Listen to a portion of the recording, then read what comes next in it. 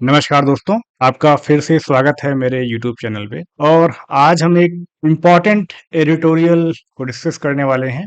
We are going to analyze it from various perspectives. और ये important इसलिए भी है क्योंकि इसमें बहुत सारा डेटा, स्पेशली जो लेटेस्ट डेटा है from India and from world, वो दिया गया है। So it will be helpful for you. So यहाँ से आप बहुत सारे इम्पॉर्टेंट डेटा को कलेक्ट कर सकते हो and you can use them in your mains answer जब भी आप लिखते हो, जब भी आप आंसर की प्रैक्टिस करते हो। So specifically from that point of view ये इंपॉर्टेंट है। सो स्टार्ट करते हैं। जैसा कि हम पहले भी करते आए हैं, पीवाईक्यूज एंड सिलेबस हम पहले देखते हैं। एक पीवाईक्यू इस पे आया हुआ है, देखते हैं। Instances of presidents delay in commuting death sentences has come under public debate such as denial of justice. Should there be a time limit specified for the president to accept और reject such petitions analyze. So basically बहुत सारे जो death row convicts हैं वो अर्जी लगाते हैं president के पास, क्योंकि प्रेसिडेंट के पास पावर होती है उनके डेथ सेंटेंसेस को कम्यूट करने की, कि उसको या तो लाइफ सेंटेंस में बदल सकते हैं या बरी कर सकते हैं उनको। उस केस में प्रेसिडेंट से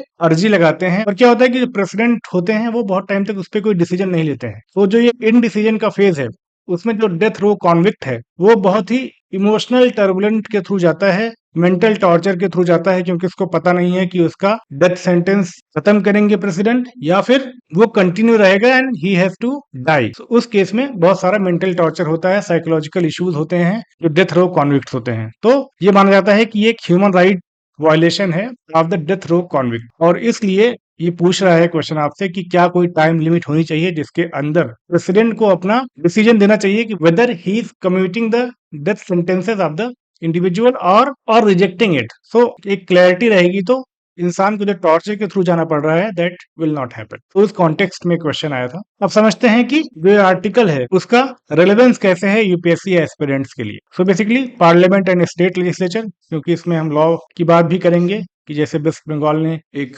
अपराजिता लॉ को फॉर्मुलेट किया है which has been sent to president for her consideration. So इसलिए उनकी फंक्शनिंग की बात भी है, तो कैसे वो फंक्शन करते हैं उससे भी आप लिंक कर सकते हो। Then issues arising out of this, कि कैसे अभी प्रेसिडेंट के पास भेजा गया है, वेदर प्रेसिडेंट एक्सेप्ट्स और you can say grants his approval to that bill और not, that will define the future of that particular bill. तो वहां पे भी देखेंगे कि क्या इश्यूज अराइज होते हैं। Then functioning of executive and judiciary, क्योंकि जो एग्जीक्यूशन ऑफ दीज लॉ है वो एग्जीक्यूटिव करती है, और कहीं ना कहीं एग्जीक्यूशन में इशू होने के कारण ही बहुत सारे चैलेंजेस उभर के आते हैं। जैसे वुमेन सेफ्टी का एक इशू है, उसमें एग्जीक्यूटिव अच्छा काम नहीं कर पा रही है, उसकी वजह से कई बार क्या होता है कि वुमेन सेफ्टी कॉम्प्रोमाइज होती है। जुडिशियल डिलेज की वजह से कई बार जस्टिस टाइमली मैनर पे डिलीवर नहीं होता है, तो that is also justice denied in a form. So ये कुछ इंपॉर्टेंट एस्पेक्ट हैं। Then important aspects of governance, जैसे कि वुमेन सेफ्टी है या सेफ्टी ऑफ मार्जिनलाइज्ड कम्युनिटीज हैं या वल्नरेबल कम्युनिटीज हैं, वो गवर्नेंस का टॉपिक है, गवर्नेंस का पार्ट है आपके जीएस पेपर 2 में। तो उस पर्सपेक्टिव से भी ये इंपॉर्टेंट हो जाता है, वहां से भी आप इसको लिंक कर सकते हो। तो ये हो गया आपका background in syllabus aspect GS paper 2। अब इसमें वुमेन सेफ्टी पे इससे भी आ सकता है आपके एग्जाम में, तो वहां पे भी आपको ये आर्टिकल काम आएगा, क्योंकि women safety is major issue as of now और उसे हम सॉल्व नहीं कर पा रहे हैं। From Nirbhaya case to even today अभी तक ये इशू बरकरार है। इवन जो जो वुमेन सेफ्टी है वो एक मेजर इशू है हमारी सोसाइटी का from multiple point of view, चाहे वो गवर्नेंस के पॉइंट ऑफ व्यू से हो, लॉज के पॉइंट ऑफ व्यू से हो, इम्प्लीमेंटेशन के पॉइंट ऑफ व्यू से हो, या फिर सोसाइटी एट लार्ज के पॉइंट ऑफ व्यू से हो। जैसे कि एज अ सोसाइटी भी हमारी मेंटेलिटी क्वेश्चन में है, क्योंकि अभी अकॉर्डिंग टू रिसेंट रिपोर्ट जो कोलकाता में रेप केस हुआ उसके बाद बहुत सारे लोगों ने उसके फुटेज के लिए सर्च किया on the Google and other adult websites. तो दिखाता है कि हमारी मेंटेलिटी कहाँ जा रही है, क्या हमारी साइकोलॉजिकल वेलबींग सही है कि हम instead of being sympathetic to the victim हम उसके रेप वीडियोस को ढूंढ रहे हैं ऑन द ऑनलाइन। तो ये दिखाता है कि हम एज अ सोसाइटी को बहुत काम करना बाकी है to improve our way of thinking. Only then the other things can take care of, क्योंकि अगर हमारी सोच ही खराब है तो other things will not matter that much, क्योंकि अल्टीमेटली लूप होल्स निकाल लोगे। अगर आप पावरफुल हैं तो you can find loopholes, या आप मैनिपुलेट कर सकते हो सिस्टम को। सो अगर जब तक मेंटेलिटी आपकी सही नहीं होगी तब तक हम इस प्रॉब्लम से आगे नहीं निकल पाएंगे। सो ये एक इश्यू है विच इज वाई इस पे एससी में भी क्वेश्चन आ सकता है। ठीक, अब बात करते हैं टॉपिक की। सो बेसिकली कॉन्टेक्स्ट इसका ये है कि West Bengal Aparajita women and child bill ये इंट्रोड्यूस किया गया है वेस्ट बंगाल गवर्नमेंट के द्वारा। इसको वेस्ट बंगाल असेंबली ने पास भी कर दिया है एंड देन इसको भेजा जा चुका है प्रेसिडेंट ऑफ इंडिया के कंसिडरेशन के लिए by the governor of West Bengal. So इसमें बहुत सारी पॉलिटिक्स भी इन्वॉल्व है but we should not go into that क्योंकि वो हमारे किसी काम का नहीं है। अब इसमें जो एक मेन चीज प्रपोज की गई है वो है death penalty for the perpetrator of the rape. जो भी कल्प्रिट्स हैं उनके लिए डेथ पेनल्टी प्रपोज की गई है इस पर्टिकुलर लॉ में, और इसी को बेस बनाते हुए ये आर्टिकल लिखा गया है कि डेथ पेनल्टी का क्या स्टेटस है in India and around the world, and crime against women and children उसका क्या स्टेटस है, whether providing a legal framework for death penalty in cases of rape will suffice और विल सॉल्व द प्रॉब्लम, और अगर नहीं solve कर रहा है तो क्या अदर मेजर्स हैं जो हमको लेने चाहिए ऑन मल्टीपल फ्रंट, चाहे वो लीगल फ्रंट पे हो, चाहे सोसाइटी के फ्रंट पे हो, चाहे जुडिशरी के फ्रंट पे हो, या implementation of various loss rules and regulations के फ्रंट पे हो। तो उसकी बात भी हम करेंगे इस आर्टिकल। ताकि हम पहले स्टैटिस्टिक्स देखते हैं जो कि आर्टिकल में प्रोवाइड किए जाते हैं या बाहर से भी हम कुछ उठाते हैं जो रेलेवेंट होते हैं फॉर द टॉपिक। सो ये आप यूज कर सकते हो इन योर मेंस की 31,516 रिकॉर्डेड रेप केसेस हुए इन 2022 में। ये एनसीआरबी यानी कि नेशनल क्राइम रिकॉर्ड ब्यूरो का डेटा है, ये ऑफिशियल डेटा है, मिनिस्ट्री ऑफ होम अफेयर्स का डेटा है, एंड इसके अकॉर्डिंग करीब 4 रेप केसेस आते हैं हर घंटे। तो ये दिखाता है कि एज अ सोसाइटी हम इतनी हाफ ऑफ द पॉपुलेशन जो कि वुमेन कॉन्स्टिट्यूट करती हैं उनको सेफ्टी प्रोवाइड नहीं कर रहे हैं। सेफ्टी भी कोई नॉर्मल सेफ्टी की बात नहीं हो रही है, यहाँ safety against rape which is a worst form of crime, उसके अगेंस्ट सेफ्टी नहीं प्रोवाइड कर पा रहे हैं। तो ये एक बहुत ही ह्यूमिलिएटिंग फैक्ट है both for us as a society and as a nation, जिसको कि हमें इम्प्रूव करना चाहिए। Then rape and murder cases, जो इसमें 248 केसेस ऐसे हैं जो रेप के बाद या गैंग रेप के बाद मर्डर भी किया जाता है जिसमें। तो ये दिखाता है कि एक वर्स्ट क्राइम को सब्सटेंशिएट किया जा रहा है अनदर वर्स्ट क्राइम। तो पहले rape and gang rape and then murder, इसके केसेस इतने हैं। देन स्टेट वाइज अगर आप देखते हो डिस्ट्रीब्यूशन तो राजस्थान में सबसे ज्यादा रिपोर्टेड केसेस हैं, then Uttar Pradesh and then Madhya Pradesh. तो ये हो गया data on rape cases in India according to the official NCRB data. अब बात करते हैं डेथ पेनल्टी की। डेथ पेनल्टी डेटा इन 2023, ये प्रोजेक्ट 39A रिपोर्ट्स हैं, इसके अकॉर्डिंग ये डेथ पेनल्टी पे डेटा है इंडिया के।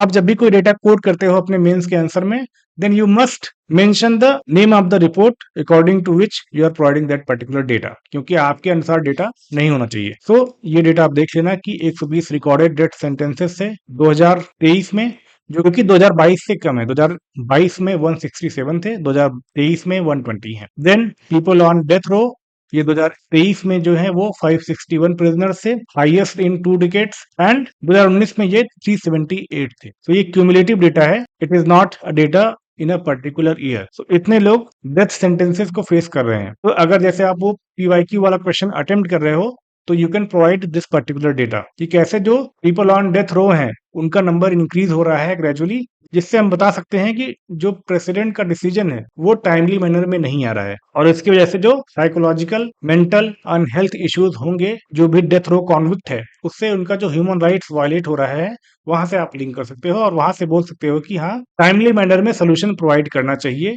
For these issues. जैसा कि हमने यहाँ बात भी की है कि इन ह्यूमन कंडीशन में रहना पड़ता है इन डेथ रो कॉन्विक्ट्स को, severe physical psychological mental health problems often leading to suicide due to poor present condition and overcrowding. तो ये सब इश्यूज तो वही हैं, but because of these things even death row convicts they commit suicide even before you can say are hanged by the state. तो ये एक issue है इन ह्यूमन कंडीशन वाला। फिर नेक्स्ट डेटा हम देखते हैं ग्लोबल लेवल पे। यहाँ पे बताया गया कि कितने कंट्रीज हैं जिन्होंने एबॉलिश कर दिया है और कितने कंट्री हैं जिन्होंने अभी तक रिटेन किया है डेथ पेनल्टी को इन देयर लॉज। तो 112 कंट्रीज ऐसी हैं जिन्होंने डेथ पेनल्टी को एबॉलिश कर दिया है for all the crimes. 144 countries total ऐसी हैं जिन्होंने डेथ पेनल्टी को एबॉलिश कर दिया है इन लॉ एंड इन प्रैक्टिस। तो इसका क्या मतलब होता है? इसका मतलब ये होता है कि कई बार लॉ में होता है पर उसको स्टेट या जुडिशरी इंप्लीमेंट नहीं करती है, तो उससे क्या होता है कि डेथ पेनल्टी किसी को अवार्ड नहीं हो रही है। जब अवार्ड नहीं हो रही है तो किसी को डेथ रो पे नहीं भेजा जा रहा है। तो ये ऐसे कंट्रीज हैं, इसलिए इनका नंबर ज्यादा है। इसमें 112 कंट्रीज ये इंक्लूडेड हैं। सो 112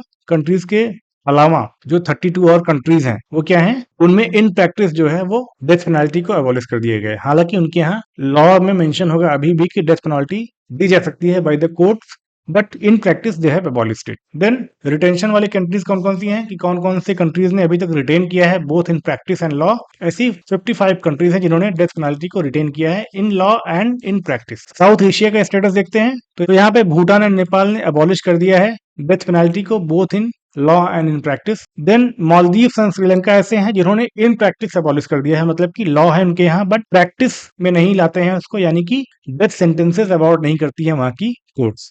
रिटेंशनिस्ट मतलब जिनके यहाँ अभी भी प्रैक्टिस में है और लॉ में भी है, वो है इंडिया, अफगानिस्तान, बांग्लादेश एंड पाकिस्तान। तो ये डेटा आप कोट कर सकते हो जिस अगर कोई रेलेवेंट क्वेश्चन आता है तो। अब ये तो हो गया डेटा और जो कॉन्टेक्स्ट जिसकी बात की थी हमने। अब बात करते हैं कि समस्या क्या है, जो लिंकेज है between death row and crime against women and children, ये दोनों का जो लिंकेज है, whether providing death sentences for the culprits of rape क्या कोई इम्पैक्ट लाएंगे कि नहीं लाएंगे, उसके ऊपर जो इश्यूज हैं, जो चैलेंजेस हैं, उसकी बात यहाँ पे हम करते हैं। दोनों चीजों को यहाँ पे आपको लिंक करना है कि कैसे एक दूसरे से शायद उतने लिंक नहीं है जितना हम समझते हैं, उसके बहुत सारे रीजन है, उसको हम डिस्कस करेंगे। सो डेथ रोज की प्रॉब्लम क्या क्या है इंडिया में, जैसा कि हमने पहले भी डिस्कस किया था, long waiting periods, mental health issues, eventual exoneration for many, marginalized communities make up the most death row inmates. एक ये भी इशू है कि जो डेथ रो इनमेट्स हैं वो मोस्टली मार्जिनलाइज कम्युनिटीज हैं। अब ये रेप केसेस की बात नहीं कर रहा है, ये डेथ रो इन जनरल की बात कर रहा है इंडिया में। सो वहां पे मार्जिनलाइज कम्युनिटीज का नंबर ज्यादा है, वो इसलिए नहीं कि वो ज्यादा क्राइम करते हैं, वो इसलिए क्योंकि उनके पास रिसोर्सेज नहीं है to fight against any injustice that has been committed against them. So अगर किसी ने ब्लेम कर दिया कि उन्होंने मर्डर किया है तो they are not able to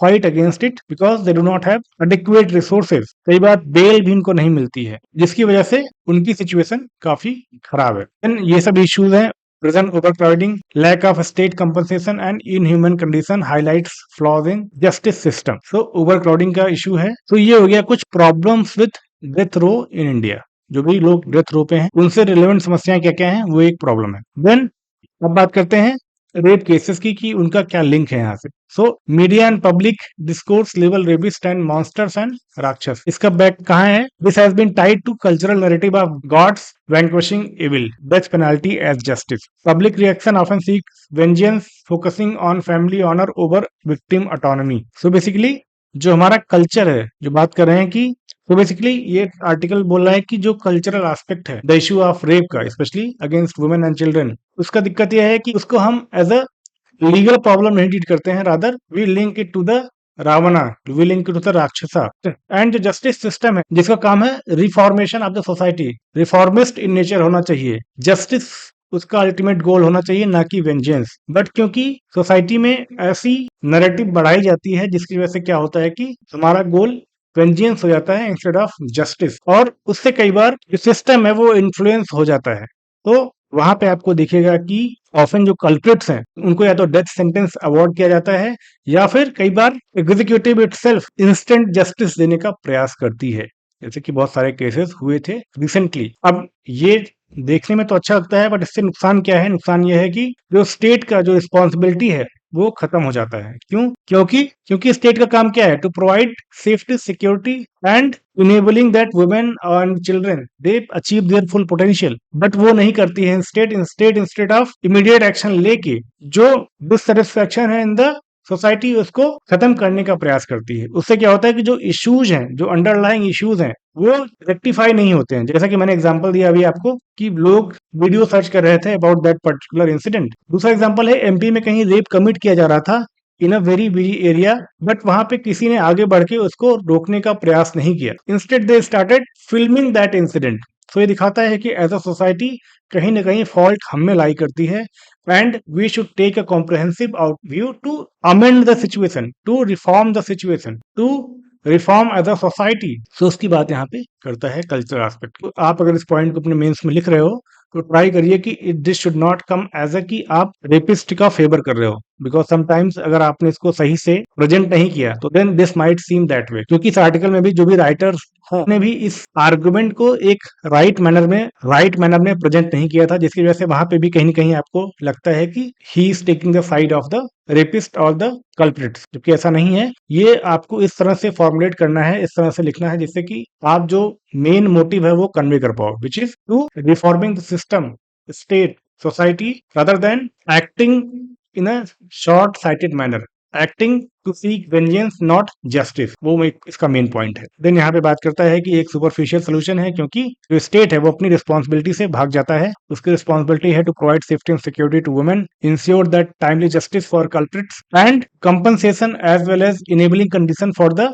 survivors, for the victim, so that जो आगे की लाइफ है they can lead with dignity, they can lead with comfort, they have avenues to achieve their potential, maximize their potential. ये सब काम state को करना चाहिए, which state often does not do, क्योंकि लोगों को सेटिस्फाई करने के लिए स्टेट शॉर्ट टर्म में कुछ मेजर्स लेता है which is not justice. Okay, तो ये बात यहाँ पे करता है। So deeper flaws in policing, judiciary, systematic issues, ये सब अवॉइड हो जाते हैं, क्योंकि जो इंस्टेंट जस्टिस का कॉन्सेप्ट है वो टेक ओवर कर लेता है और जनता जो है वो शांत हो जाती है। जनता को लगता है कि जस्टिस हो गया। By punishing one person you can not do justice, by reforming the society, system, state, judiciary, policing you can do justice, क्योंकि आगे आने वाले क्राइम को आप प्रोहिबिट कर रहे हो। आपने किसी एक को जस्टिस दिया, इसका मतलब ये नहीं कि सारी महिलाओं को जस्टिस मिल गया। आगे आने वाले क्राइम अगर होते रहे या उनका नंबर बढ़ता रहा, या जो हमारी मेंटेलिटी है एज अ सोसाइटी वो खराब होती रही, डिटोरिएट होती रही है, तो एक इंसान को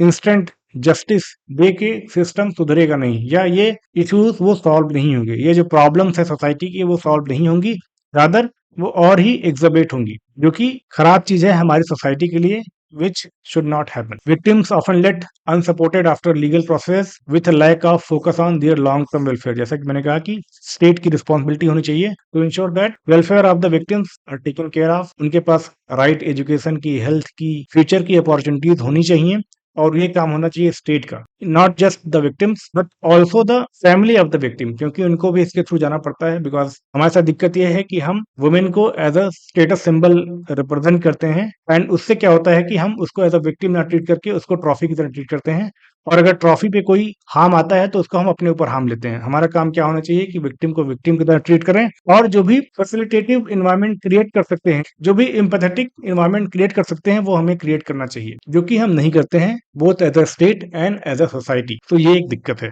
देन ये सारी दिक्कतें हो गई, अब सोल्यूशन की बात करते हैं। तो जस्टिस वर्मा कमेटी ने भी रेकमेंड किया था कि death penalty is not a solution, क्योंकि डेथ पेनल्टी में भी जस्टिस बहुत टाइम लेता है, और justice delayed is justice denied. Then so that is why death penalty should not be only recourse to finding justice in this case. Penalty होनी चाहिए, but it should be rarely used. Rather, we should take a comprehensive approach of reforming the society, reforming the system, reforming the state, so that जो rape cases हैं उनका number decrease कर सके हम, ना कि रेप केसेस होने के बाद जस्टिस दे सके। सो हमें अंडरलाइन कॉजेस को एलिमिनेट करना है, सो दैट जो प्रॉब्लम है वो मिनिमाइज हो सके, उसको लिमिट किया जा सके, उसको खत्म किया जा सके। इन्होंने भी रिकमेंड किया था कि focus on structural changes rather than punitive measures. अब जस्टिस वर्मा कमेटी बनी थी आफ्टर निर्भया केस, और इन्होंने बहुत सारे रिकमेंडेशंस दिए थे। इनकी बहुत रिकमेंडेशंस बहुत सारी मानी भी गई थी, और कुछ रिकमेंडेशन जैसे ये सब इग्नोर किया गया था, एंड इसके बेसिस पे क्रिमिनल सिस्टम में कुछ रिफॉर्म्स भी लाए गए थे उस टाइम पे गवर्नमेंट के द्वारा। सोल्यूशन क्या क्या दिए हैं इस आर्टिकल में?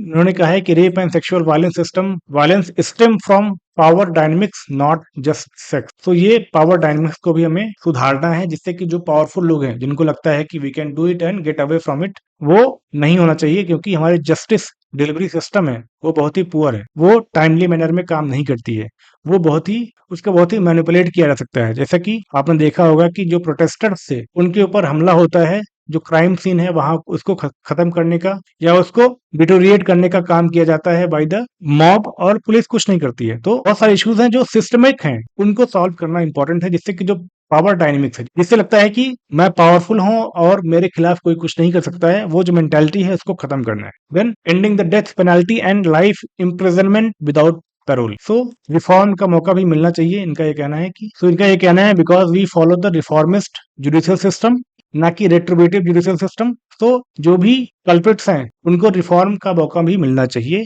ठीक, नेक्स्ट है focus on social causes, cultural conditioning and gender based violence. जो सिस्टमिक इश्यूज हैं उन पे फोकस करने की बात भी करता है, जिनकी बात हम पहले ही कर चुके हैं। Then understanding the intersection of caste, class and gender, ये भी सिस्टमेटिक इश्यूज हैं। जैसा कि हमने कहा था कि मार्जिनलाइज्ड कम्युनिटीज जो हैं they are the most affected, often overlooked in the mainstream discourse. Basically ये दोनों साइड से अफेक्टेड हैं, इनके खिलाफ वायलेंस भी लोग करके ये सोचते हैं कि कुछ नहीं होगा because they are powerful, and at the same time sometimes they are falsely accused of various crimes, और पावरफुल लोगों के बिहाफ पे उनको कल्प्रिट बनाया जाता है, and they can not even get bail, क्योंकि उनके पास रिसोर्सेज नहीं है, उनके पास क्वालिफाइड लॉयर्स नहीं है, उनके पास पैसा नहीं है। So from both and they are victimized. उनके अगेंस्ट वायलेंस भी होता है इन एवरी फॉर्म, चाहे वो रेप हो, चाहे फिर वो फिजिकल वायलेंस हो या अदर फॉर्म्स ऑफ वायलेंस हो। साथ में ही जैसा कि आपने देखा था कि मध्य प्रदेश में ही somebody powerful urinated on a tribal person, वो दिखाता है कि कैसे पावरफुल लोगों को लगता है कि they can do anything. So that is also one of the issue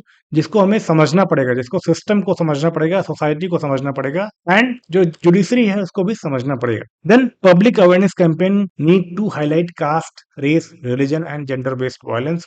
sensitize करना लोगों को, अवेयरनेस जनरेट करना, that should also be focus, क्योंकि we as a society has to reform, क्योंकि तभी यह प्रॉब्लम सॉल्व हो सकती है। एंड हम रिफॉर्म कैसे होंगे? जब हम सेंसिटाइज्ड होंगे, हमें पता होगा कि इशू क्या है, हमें क्या करना चाहिए, क्या नहीं करना चाहिए, how we should think, how we should understand the problems and look for long term solution, not for instant justice. Promote intersectionality in legal and judicial awareness effort. तो बेसिकली इसकी बात भी हम कर चुके हैं। देन एड्रेसिंग द मार्जिनलाइजेशन, जैसे कि हमने कहा था कि क्योंकि marginalized people are most affected, so इसको एड्रेस करना भी इंपॉर्टेंट है। Redistribute land and resources for marginalized communities, तो इसमें वुमेन भी आती हैं, ठीक, क्योंकि अभी भी जैसे वुमेन के पास राइट टू लैंड नहीं है इन अ फैमिली, वो एक इशू है। रिसोर्सेज को एंड लैंड को उनके नाम पे करना भी make them empowered. When they are empowered, then crime against them will also reduce. So that is the logic behind this. Then ensure representation of marginalized group in institutions and governance. इनका representation आप बढ़ाओ, जिससे कि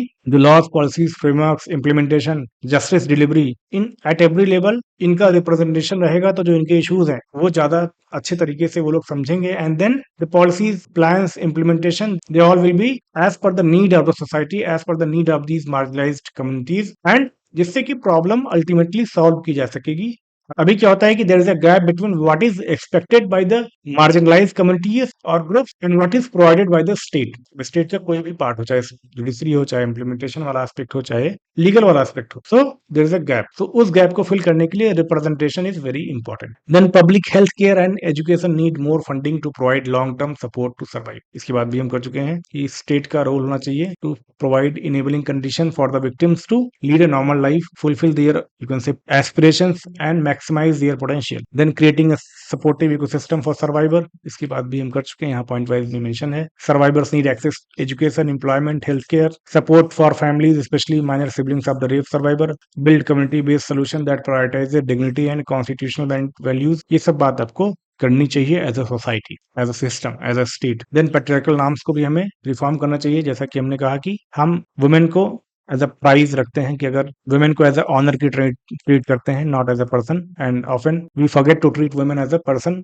and उनके honour के नाम पे हम कई बार उनके इश्यूज को समझने में नाकाम रहते हैं, and that is the main problem. So patriarchal norm को हमें खत्म करना पड़ेगा। We have to treat victim as a victim and provide support to whatever extent possible as a community, as a family, as a society. Then policies like बेटा पढ़ाओ बेटी बचाओ, ऐसी policies आपको introduce करनी पड़ेगी, जिससे कि जो मेन है उनको सेंसिटाइज किया जा सके about the women rights, about the women safety, about the violence against women and children. उसको एम्फसाइज करने की बात है, जिससे कि educating boys to shift gender dynamics. Then conclusion में कुछ इंपॉर्टेंट चीजें हैं। Abolishing the death penalty and reforming the India's approach to violence against women and children. ये violence against women and children.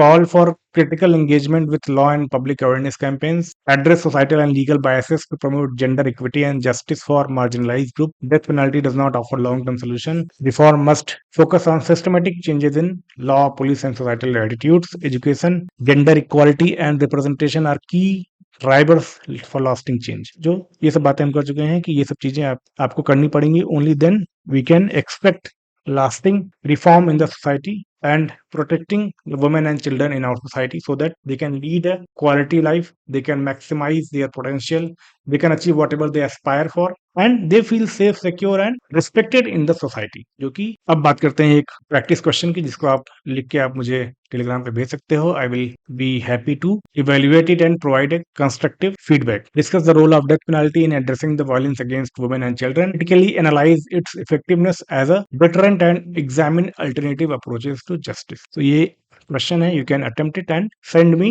on my telegram channel, I will surely evaluate it। thank you for listening। अगर आप यहाँ तक आ गए हैं तो do subscribe to the channel and see you again tomorrow। bye bye।